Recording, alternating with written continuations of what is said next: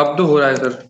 चलो बढ़िया। ठीक है। यार रिकॉर्डिंग में जो भी थोड़े बहुत इश्यूज आ रहे हैं, team is working to resolve that, जल्दी ठीक हो जाएगा, तो कोई वैसे इश्यूज नहीं है। थोड़ा पेशेंस रखो और एडमिन को मैसेज कर लेकर जो भी इशू है ना। चलो देवस्मिता बताएं।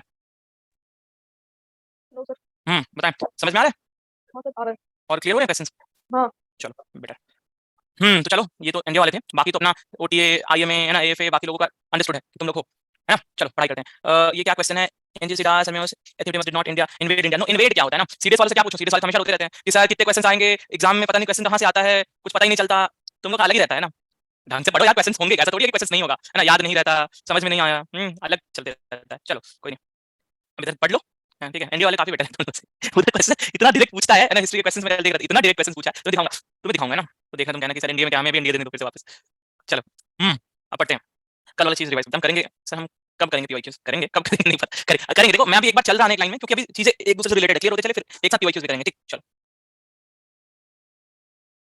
देखो एक बार अपन रिवाइज करते हैं, रिवीजन जरूरी है, रिवीजन जरूरी है बुद्धि के लिए, दिमाग के लिए, और साथ में आपके कंसेप्ट्स के लिए क्लियर हो जाएंगे। तो चलो देखो, अपन ने पढ़ा था कि after death of Ashoka Mauryan empire became weak, the successors were not capable of ruling a large empire, है ना। The empire got divided into two parts, east and west, between Ashoka's son and grandson. After that, Sampati united but lost the major part of Northwest. This Northwest became a hotspot for foreign powers to come and rule. Whereas the Magadha Empire, after death of Asoka, went into hand of Pushmitra Singh, then Kannauj. है ना? Satvahans at the same time ruled in the Deccan area independently for more than 400 years. 450 years के आसपास they ruled Satvahans, है ना. At the similar time, इधर छेती या छेदी जो भी बोलो, खारवेल डायनेस्टी था, Odisha, it was ruling and Sangam age was taking place. तो हमने कल क्या पढ़ा? हमने नॉर्थ वेस्ट में ये जो चार थे इनको पढ़ लिया, और यहाँ मगध वाले दो इनको पढ़ा था, और ये खारवेल पढ़ा था। अब हमें सतवाहन और संगम पढ़ना है, और इस तरह से पोस्ट मॉडर्न हमारा कंप्लीट हो जाएगा। एक जो ब्रॉड आइडिया था आपको फिर से दिमाग में आ गया कि हम कर क्या रहे हैं, हम सारी चीजें एक साथ पढ़ रहे हैं, जो इस समय सारी चीजें चल रही हैं उनको हम एक साथ पढ़ रहे हैं। सचेती कब आया था? आया नहीं था, वो हमेशा ओडिशा के ही थे, है ना। आया कहाँ से था? हवा का झोंका थोड़ी था कि हवा का झोंका आया, है ना, ठंडा ठंडा मौसम लाया, डर्मिकुल डर्मिकुल। देखो सुंगास डायनेस्टी मैंने बताया था, उसमें तो सुंगा द फाउंडर, उसके बाद अग्निमित्र इंपॉर्टेंट थे, भागवत, भागवत के लिए क्या इंपॉर्टेंट था, Besnagar, pillar inscription, Garuda pillar inscription किसने लिखाया था? एक आपका ग्रीक एम्बेसडर था, वो लिखवाया था, हेलिडोडोरस लिखाया था, गरुड़ टेलर, हेलिडोरस ने वैष्णविज्म एक्सेप्ट किया था, and he was the ambassador of NTL Siraj, ठीक है, जो ग्रीक एम्बेसडर था।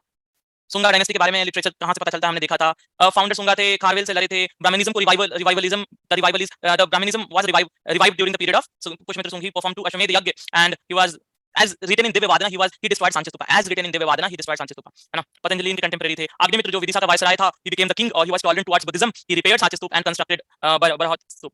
भागवत या भागवद्रा ये हमने पढ़ लिया, है ना। Heliodorus Vasumitra was the king who defeated Greek ruler Menander, और मिनेंडर का Milinda Panho is a famous book, Nagasena, है ना। Devabhuti was the last ruler and he was murdered by Vasudeva Kanva, और वासुदेव कन्नो ने मार के अपना कन्नौज डायनेस्टी बनाया, ये लिखा था हर्षचरित में लिखा। सोशल इंपैक्ट क्या था?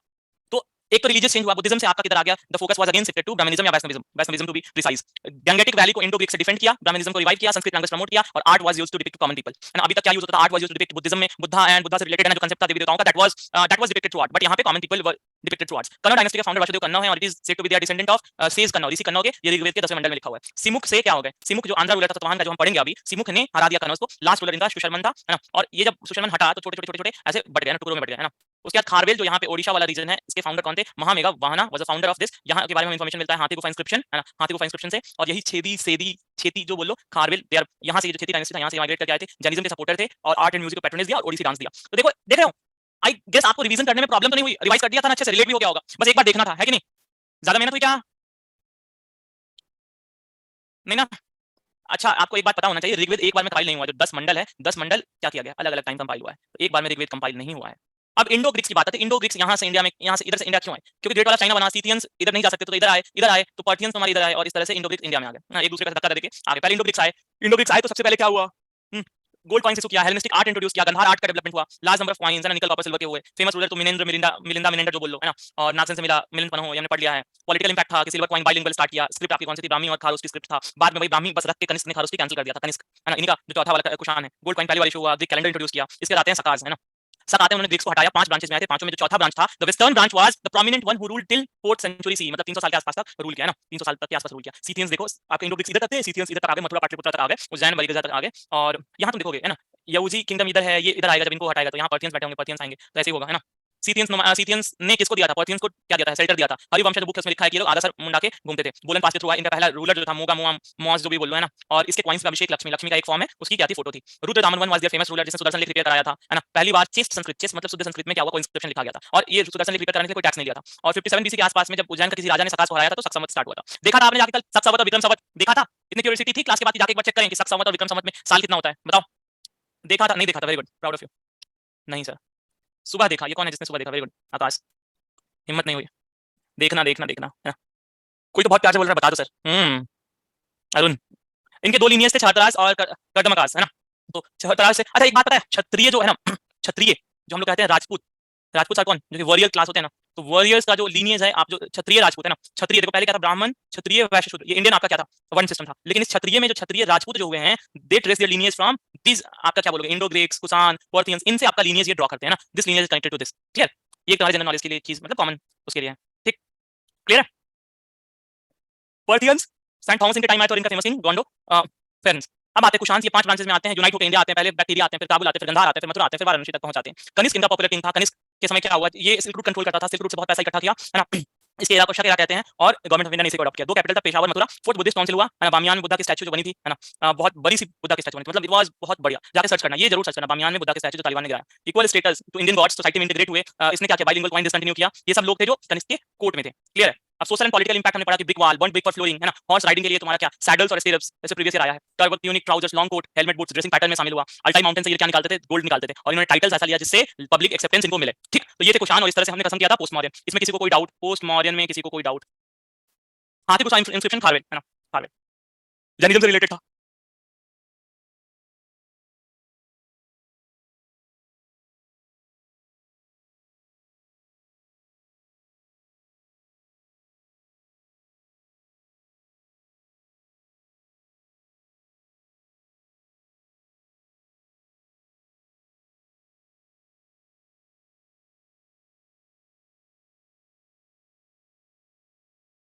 चलो परफेक्ट, अब नहीं है तो अब देखो इसी समय पढ़ेंगे सतवाहन, है ना? बस बार बार रिवाइज वो तो करना होगा ना। देखो अब अगर आप रिवीजन से दूर भागोगे तो बताओ ना, ये क्या हो गया, रिवीजन से दूर आप जब भागोगे तो यू डोंट हैव, ये हुआ क्या?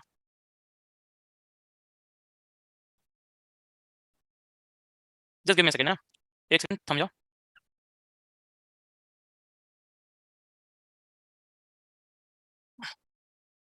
Just give me a second, है ना?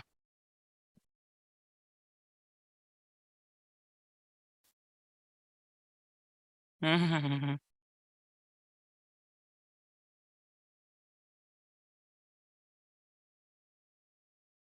अब दिख रहा है screen? Is the screen visible? दिख रहा है? चलो परफेक्ट, है ना? तो आपको सतवाहन देखना है, सतवाहन पढ़ना है। चलो पढ़ते हैं इसको, एकदम आराम आराम से पढ़ेंगे, अच्छे से क्लियर करते हुए।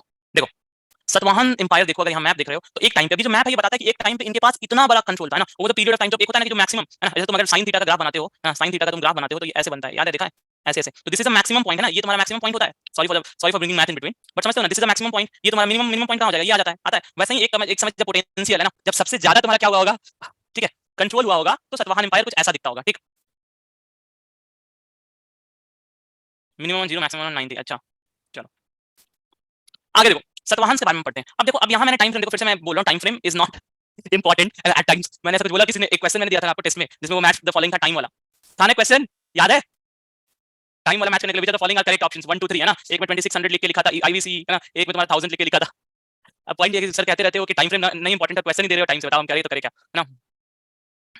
नहीं छोड़ मत दो, उसको सॉल्व करो। ठीक, देखो सतवाहन की जब हम बात करेंगे तो जो टाइम फ्रेम है वो है 225 BC to 225 AD. Time frame में देखोगे, अगर ये जीरो है तो इधर कहीं 225 लाइक कर रहा होगा, इधर कहीं 225 एडी, और यहां से ऐसे ये जीरो तक, और जीरो से 225 तक, इतना बड़ा टाइम फ्रेम था। अब इतना बड़ा टाइम फ्रेम का मतलब क्या है? अब ऐसा नहीं होगा कि सब समय इतना ज्यादा वो पावर में होंगे, हो सकता है पहले सतवाहन छोटे होंगे, अशोक मरा थोड़ा एक्सपेंड किया, है ना? चाहे अशोक के समय ही थोड़ा एक्सपेंड किया, थोड़ा और किया, है ना? थोड़ा और किया ना, बस थोड़ी देर तू ठहर जा, करते करते क्या हुआ, इतना बड़ा एम्पायर कर लिया। समझ में आ गया? तो over the period of time, लेकिन जब छोटे भी राज्य थे, है ना, देखना आप हमेशा याद रखना, अशोक के बाद से ऐसे छोटे से राज्य ही बहुत बड़े से बनते जाएंगे, धीरे धीरे दो चार जीता दो चार जीता, वैसे जीते जीते थोड़ा बड़ा हो जाएगा। गुप्ता एम्पायर भी ऐसे इंप्रूव बढ़ता है ना, गुप्ता एम्पायर भी एक छोटा सा था, फिर आगे जाके बड़ा सा हो जाता है। अब आगे रूलिंग पीरियड 450 के आसपास, सबसे जो कंट्रास्टिंग फीचर यहाँ था, या सबसे स्पेशल फीचर जो सतवाहन का था, that was it was a matrilineal society. Matrilineal, I hope कि आपको मैंने काफी अच्छे से समझा दिया है, मैट्रिलिनियल, पैट्रिलिनियल, पैट्रियार्कल, है ना?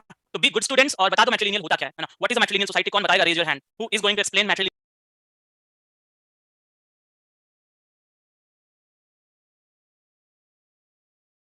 मैट्रिलिनियल मतलब लीनियर में, है ना, इनको आंध्राज के नाम से रेफर किया गया है। इनको सतवाहन एट टाइम्स कहा गया है, जो भी इंस्क्रिप्शन भी मिला है उसमें इनको सतवाहन नहीं कहा गया है ना, इन्होंने आंध्राज कहा गया ना। आंध्र, आंध्र व्रतीय, ये भी एक इनका नाम है जो कि आपको किसी किसी लिटरेरी सोर्सेज में मिलता है। आंध्राज या आंध्र व्रतीय, ये इनके नाम है। अकॉर्डिंग टू ऐतरेय ब्राह्मण, ऐतरेय ब्राह्मण में लिखता है कि they are the degenerated sons of Vishvamitra. Degenerated का मतलब समझते हो ना? डीजेनरेट का मतलब समझते हो कि नहीं समझते हो? रिप्रोडक्शन में पढ़े होगे, रिप्रोडक्शन ऑफ क्या बोलो, यूनिसेलुलर सेल्स में डीजेनरेशन पढ़े हो ना शायद? डीजेनरेशन किस किस में होता है? प्लेनेरिया में होता है ना शायद? हाइड्रा में होता है कि प्लेनेरिया में? नहीं पता मुझे। तुम्हें बताओ। अच्छा, वहाँ रीजनरेशन होता है, डिजनरेशन नहीं होता है, ठीक है।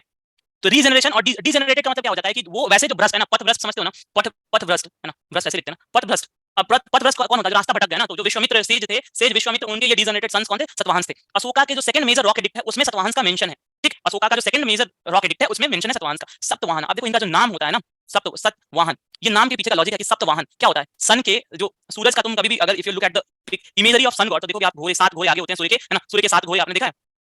जो एक रथ होता है, रथ पे सूर्य बैठे हैं और इनके 7 घोड़े ऐसे दौड़ते रहते हैं, है ना, और यही तो 7 घोड़े सप्तवाहन है ना, तो यही तुम्हारा रिप्रेजेंटेशन है सन चैरियट का, ठीक। तो इनका नाम शायद यहाँ से आया होगा ऐसा माना गया है, ठीक है। एक धर्मवीर भारती की बुक है, सूरज का 7वां घोड़ा, है ना, सूरज का 7वां घोड़ा, ऐसा करके एक बुक है, बहुत प्यारी हिंदी की लिटरेचर है, those who are interested in Hindi literature पढ़ना, अच्छी किताब है। एक ब्रह्मणा, अब ये जो आपके जो सतवाहन थे या सप्तवाहन थे, इन्होंने एक ब्रह्मा का टाइटल लिया। एक ब्रह्मा का मतलब, ब्रह्मा मतलब समझते हो ना, ब्रह्म, है ना, तो अनराइवल्ड, यहाँ इसका मतलब था ना, इनका जो लिटरल मीनिंग था वो था कि भैया हम ही हैं, है ना, मतलब हमसे तुम कोई नहीं जीत पाएगा, वी आर द पीपल जिनको कोई हरा नहीं पाया, ठीक है, सीधा सा यही आपका इनका क्या था, टाइटल लेने का मतलब था। एक ब्रह्म मतलब हम अनराइवल्ड है, अनराइवल्ड का मतलब जिसका कोई प्रतिद्वंदी नहीं है, ना, there is no competition, there is no challenge to this people. इनका कैपिटल कहाँ था? कहीं कहीं पैठान या प्रतिष्ठान, गोदावरी नदी के किनारे प्रतिष्ठान है एक जगह, जो कि इनका था कैपिटल। अब देखो Satavahana empire was like this, ये इमेज थोड़ा ब्लर्ड है ना, ब्लरी ब्लरी है, बट ये है आपका। इनको लैंड ऑफ 3 ओशंस कहते हैं। लैंड ऑफ 3 ओशंस क्यों कहते हो, है ना भाई? एक तो यहाँ आपको दिख रहा है अरबियन सी, इधर दिख रहा है बे ऑफ बंगाल, तीसरा समंदर किधर है? वेयर इज द थर्ड समंदर? बे ऑफ बंगाल, अरबियन सी, और इधर इंडियन ओशन नीचे आएगा, तो इसीलिए इनको लॉर्ड ऑफ 3 ओशंस कहते हैं, ठीक, क्लियर, परफेक्ट। सिमुख, इनके फर्स्ट रूलर कौन थे? सिमुख थे, और याद है हमने इससे पहले पढ़ा है कि सिमुख ने किसको हराया था? सिमुख ने किसको हराया था, बता दो, पढ़ के आ रहे हैं। whom did Simukha defeated? कनौ, कनौ, वेरी गुड, सकाज नहीं, कनौ, है ना, कनौ, कनौ डायनेस्टी में सिमुख ने कनौ को हराया था। और कनौ कहाँ रूल करते थे, याद करो, कनौ इधर ही आसपास रूल करते थे ना, है ना? चलो, build Buddhist and Jain temples, याद रखना आपके सतवाहन ने बुद्धिस्ट और जैन टेंपल्स बनाए हैं। साथ में देखो यहाँ पे देखोगे तो ब्राह्मण्स को भी प्रिविलेज मिलता है, ब्राह्मण्स को प्रिविलेज मिलता है, साथ में बुद्धिस्ट को प्रिविलेज मिलता है, तो दोनों रिलीजन को प्रिविलेज मिलता है। कैसे मिलता है मैं आपको बताता हूँ। परफॉर्म्ड, श्री सतकर्णी जो था ना, श्री सतकर्णी, उसने अपने आप को कहा लॉर्ड ऑफ दक्षिण पथ। अब दक्षिण पथ और उत्तर पथ दो यहाँ पे कंसेप्ट है, समझ लो, है ना, समझ आ जाएगा। दक्षिण पथ और उत्तर पथ क्या है? आज का जो हाईवे का कंसेप्ट है ना, हाईवे, नेशनल हाईवे, उसका कंसेप्ट यहीं से आता है ना। देखो क्या था, मान लो ये आपका इंडिया है ना, इंडिया है। उत्तर पथ एक ये रास्ता था जो इधर से ओरिजिनेट होता था ना, चाइना से ओरिजिनेट होता था और ऐसे निकल जाता था, और ऐसे जाते जाते पंजाब तक सिला होते हुए सेंट्रल एशिया तक जाता था। दक्षिण पथ वाला ट्रेड रूट जो ऐसे आता था, ये उत्तर पथ में मिल जाता था और इस तरह से निकल जाता था। अभी जो दक्षिण पथ था वो साउथ से जो ट्रेड था ऐसे आता था। अब सतवाहन क्योंकि यहाँ थे, तो साउथ से जो भी ट्रेड ओरिजिनेट होगा, है ना, और साउथ में क्या था, पर्ल्स, आपके बहुत सारी चीजें, क्योंकि समंदर के आसपास था, तो पर्ल्स होता था, एलिफेंट्स बहुत से होते थे, तो आइवरी प्रोडक्ट होता था, स्पाइसेस, सबसे इंपॉर्टेंट तो मसाला है। इंडिया में मसाला होता ना, हम लोग अंग्रेजों के गुलाम होते हैं ना, और ऊपर से इतना टेस्टी मसाला था कि खुद, इसलिए दूसरों को अपनी सबसे फेवरेट चीज मत दिखाओ, है ना, कभी दो ही मत, जैसा इंडियंस ने किया। तो मसाले ऐसे थे कि इधर जाना तो है ना, या तो सी रूट से जाओ, नहीं तो लैंड रूट से जाओ। सी रूट से भी जाओगे तो पता है पहले के समय में लोग अगर समंदर से जाना होता था, तो मान लो मुझे यहाँ जाना है समंदर से, तो क्या मैं ऐसे जाऊंगा? मैं सोचूंगा कि इनसे बच के निकल जाऊं? नहीं, मैं जा पाऊंगा तो मैं ऐसे जाऊंगा, समंदर से भी जाना है मुझे तो मैं ऐसे ही समंदर से जा पाऊंगा। इसके पीछे का कारण पूछो कि आप ऐसे क्यों जाएंगे, ऐसे ऐसे दूर दूर क्यों नहीं जाएंगे, बताओ बताओ भैया। व्हाट वाज द रीजन कि आप सी वॉइस भी करते हो तो नजदीक नजदीक जाओगे, रास्ता पता नहीं था, शिप्स नहीं थे, नेविगेशन नहीं था, कंपास नहीं होगा, टेक्नोलॉजी नहीं था, चेक करते थे छोटे नाव, छोटी बोट, समुद्री लुटेरे, वेरी गुड।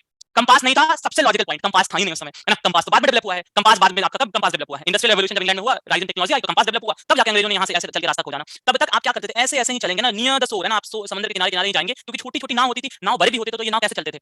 इंजन के नाम पे आपके पास क्या होता था वो, है ना। और यहाँ तूफान ज्यादा होता है ना, समंदर के बीच में तूफान ज्यादा होगा, यहाँ कोई सपोर्ट नहीं होगा, तो कैप्साइज होने का खतरा ज्यादा होता है। कैप्साइज समझते हो ना, कैप्साइज, बोट कैप्साइज का मतलब समझते हो ना, अगर बोट एक कैप्साइज होती है इसका मतलब उलट जाना। कैप्साइज का मतलब होता है उलट जाना, है ना, द बोट कैप्साइज्ड, है ना, द शिप कैप्साइज्ड मतलब उलट जाना, है ना, ठीक है।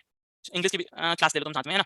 तो तुम्हारा बोट्स के कैप्साइज होने का खतरा इधर ज्यादा था एज कंपेयर टू इधर, है ना, ठीक, इसलिए ऐसे से जाते थे। तो भाई इधर अगर ट्रेड के लिए आपको जाना है तो सतवाहन को पार करना ही पड़ेगा, और पार करना पड़ेगा मतलब टैक्स दो, फिरौती दो, कुछ तो दो भैया ना। तो लॉर्ड ऑफ दक्षिण पथ क्यों कहते थे, पता चल गया? लॉर्ड ऑफ दक्षिण पथ क्यों कहते थे, क्यों ये हीरो बन के घूमते रहते थे? परफॉर्म्ड वैदिक सैक्रिफाइसेस अश्वमेध एंड राजसु, है ना, राजसु यज्ञ और अश्वमेध, ये स्पेलिंग देना है यहाँ पे, है ना।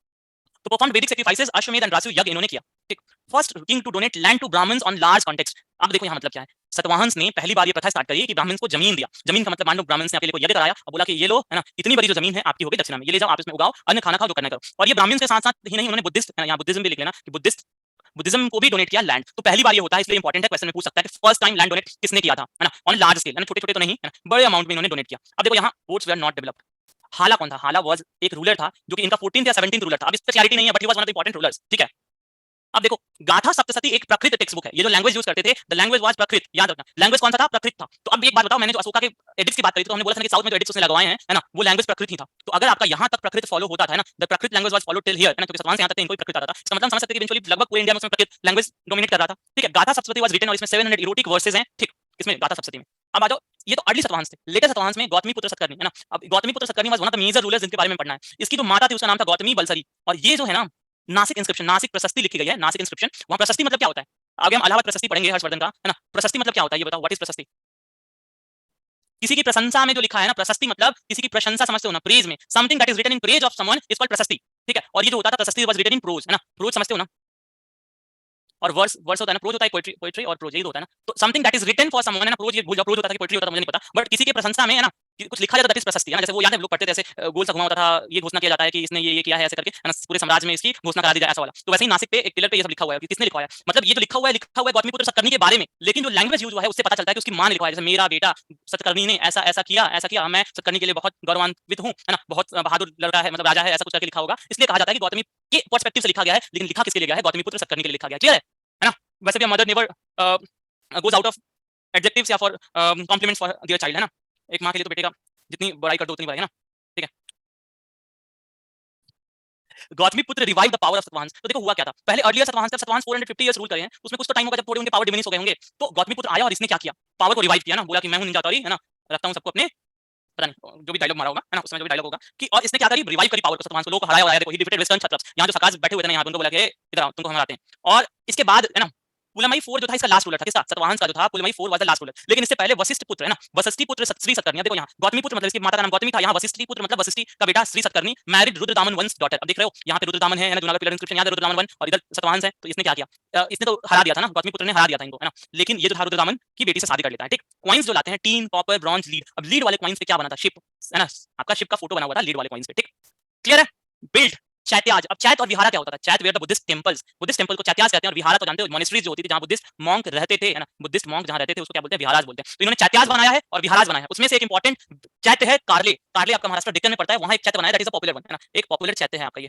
क्लियर हुआ, यहाँ तक कोई कंफ्यूजन नहीं, थोड़े थोड़े फैक्ट्स हैं ना आपको जो रिलेट कर लेना है, इन्होंने क्या क्या किया। अच्छा देखो, एक काफी इंटरेस्टिंग चीज मैं बताता हूँ, अगर आपने क्या किया होगा, नहीं हुआ रिलेट, इसमें क्या देखो, सतवाहन से हमने पढ़ा कि ये क्या कर रहे थे, डेक्कन, आज का प्रेजेंट डेक्कन जो एरिया वो कंट्रोल करते थे, they were known as land of 3 oceans, क्योंकि 3 ओशन कंट्रोल करते थे। सिमुख भाई साहब जो थे वो इनके पहले रूलर थे, है ना, और इन्होंने क्या किया, सतवाहन ने बुद्धिस्ट और जैन टेंपल्स बनवाए हैं, ब्राह्मण को जमीन दान किया है, अश्वमेध यज्ञ किया है, राजसू यज्ञ किया है, तो लगभग इन्होंने तीनों रिलीजन को पैट्रोनाइज किया है। श्री सतकर्णी वन जो थे उनको लॉर्ड ऑफ दक्षिण पद कहते हैं, क्योंकि जो रास्ता जाता था उसको कंट्रोल करते थे, है ना।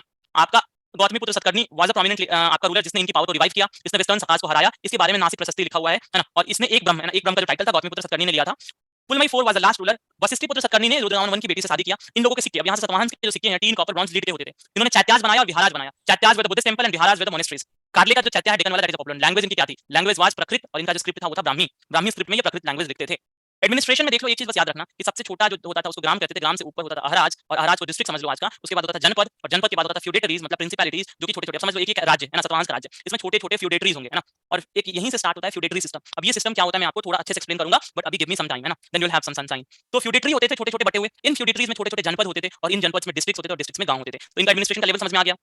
अब अमरावती स्कूल ऑफ आर्ट, जैसे आपका गंधार स्कूल ऑफ आर्ट है, मथुरा स्कूल ऑफ आर्ट है, वैसे ही अमरावती स्कूल ऑफ आर्ट है, और उसके सतवाहन और इक्ष्वाकु, एक छोटी सी रूलिंग डायनेस्टी इक्ष्वाकु भी थी, they were the patrons of this Amaravati school of art. तो अमरावती स्कूल ऑफ आर्ट को पैट्रोनाइज किया था किसने, सतवाहन और इक्ष्वाकु ने। और अमरावती स्कूल ऑफ आर्ट का जो चीफ मटेरियल था या प्राइम मटेरियल था वो था व्हाइट मार्बल। तो व्हाइट मार्बल से आपके साउथ इंडिया में जितने भी आप कंस्ट्रक्शंस या स्ट्रक्चर्स देखोगे, that belongs to Amaravati school of art. Clear है।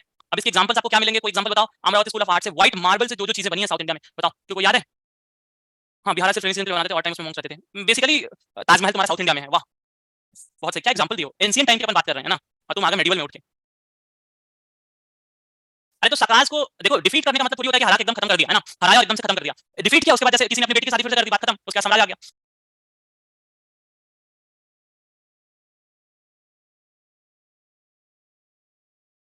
अब देखो एक बात मैं तुम्हें समझा देना चाहता हूं यहाँ पे, है ना, बिफोर स्टार्टिंग संगम एज, एक बात समझ लो, जो भी साउथ इंडिया की हिस्ट्री है ना, द साउथ इंडियन हिस्ट्री, उसकी आपको बहुत ज्यादा आपको क्या मिलेंगे, लिटरेरी सोर्सेज नहीं मिलेंगे, आर्कियोलॉजिकल सोर्सेज कम मिलेंगे, क्योंकि यहाँ पे जो होता है ना, दिस पार्टिकुलर एरिया, यहाँ पे जो न्यूलिथिक कल्चर था, है ना, वो बहुत बाद में आया, मेगालिथिक कल्चर बाद में आया है या पहले आया है, लेकिन यहाँ पे आपको मीजोलिथिक नहीं दिखेगा, है ना, आपको मीजोलिथिक जो कल्चर है गायब दिखता है। हम एंशिएंट हिस्ट्री की थोड़ी बात कर रहे हैं, तो यहाँ के बारे में हमें जानने के लिए बहुत कम लिटरेरी सोर्सेज हैं, बस हमें ये जानना है there is a few literary sources to know about South Indian history at that particular point of time. ठीक, और उसमें भी बहुत कॉन्ट्रडिक्शंस हैं, उन कॉन्ट्रडिक्शंस को पार पाके हम जो भी जनरलाइज कर पाए हैं, जो भी अंडरस्टैंडिंग हम डेवलप कर पाए हैं, वो हम पढ़ने जा रहे हैं। ठीक है, क्लियर है, क्लियर टू ऑल अच्छे से कि भाई संगम में हम क्या पढ़ने वाले हैं। अब देखो संगम होता क्या था, Sangam was the confluence of poets. क्या था, संगम का मतलब होता है meeting point of Tamil poets. Sangam से यहाँ मतलब है meeting point of Tamil poets, जो तमिल पोएट्स थे वो मिलते थे, है ना।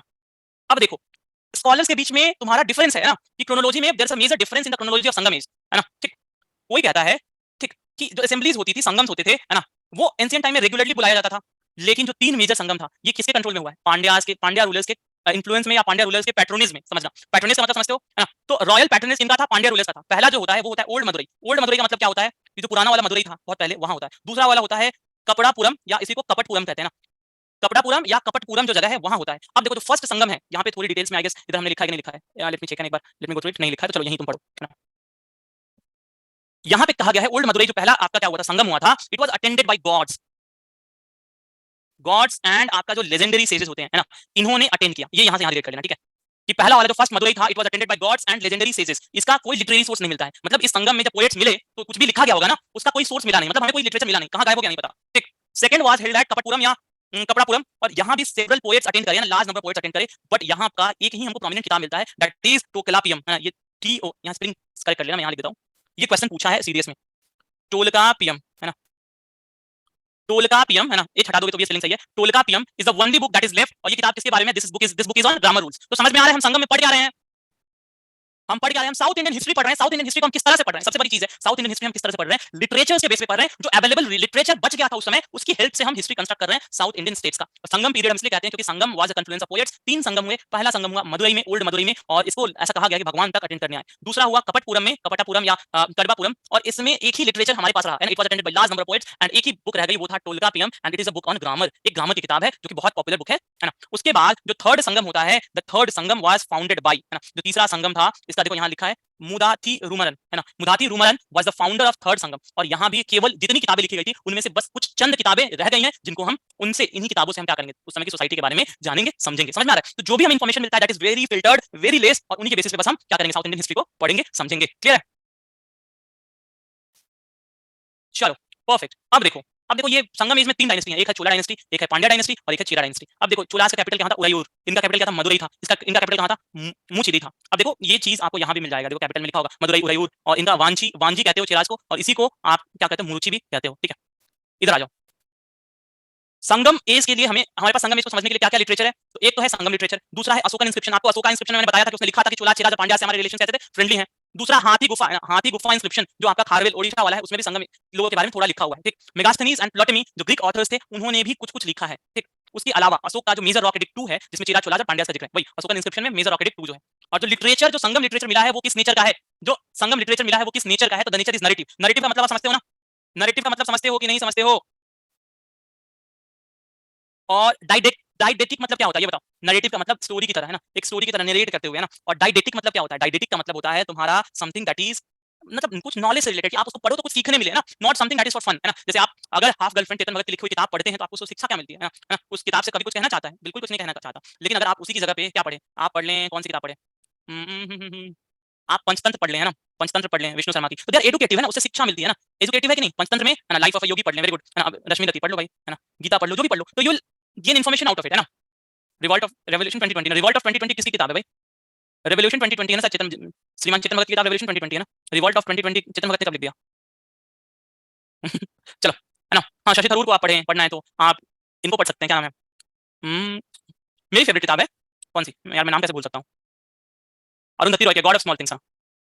गॉड ऑफ स्मॉल थिंग्स, मैंने कितनी बार पढ़ी है ना, in number of times I have studied this book, और जब भी पढ़ता हूँ कुछ नया सीखने मिलता है इस बुक से, कुछ नया पर्सपेक्टिव मिलता है। अब आ जाओ चेराज में, देखो चेराज जो डायनेस्टी था, देखो चेराज का जो एक्सपेंस था यही है। प्रेजेंट डे में देखोगे तो प्रेजेंट डे का Kerala and parts of Tamil Nadu were the territories of Cheras. अब देखो चेराज चोलाज और पांड्या को हम क्या डिटेल में पढ़ेंगे, ठीक है। अब यहाँ पे थोड़ा फोकस लगाना, तुम्हें इनको कंपार्टमेंटलाइज करना है। कंपार्टमेंटलाइज मतलब चेराज पढ़ना है, फिर आपको पांड्यास पढ़ना है, फिर चोलाज पढ़ना है, तो अलग अलग करके पढ़ो है ना। हाँ जयशंकर जी की भी किताबें अच्छी हैं। तो चेराज में सबसे इंपॉर्टेंट क्या है कि प्रेजेंट में आज का केरला और तमिलनाडु का पार्ट, इनका कैपिटल क्या था, वंजी था है ना। अब देखो हमेशा याद रखना, यहाँ पे जो चोलाज होंगे ना, चुलाज होंगे वो कहेंगे कि भैया हमने चेराज और पांड्यास को हराया है ना। पांड्या होंगे वो कहेंगे कि मैंने चुलाज और चिराज को हराया, ये दोनों बेवकूफ थे, इनको हमने मार के भगाया है। चिराज कहेंगे कि सुनो कुछ नहीं हो सब, पांड्यास और जो चुलाज हैं उनको हमने मार के भगाया है, इनको हमने कंबाइनली डिफीट किया, कि दोनों आए थे, दोनों उठा के लड़ने मार के भगा दिया। तो ऐसा वाला तुमको यहाँ संगम में दिखेगा, और बहुत ज्यादा आपको क्या दिखेगा कि अपने आप को बोस्ट किया गया है। बोस्ट समझते हो ना,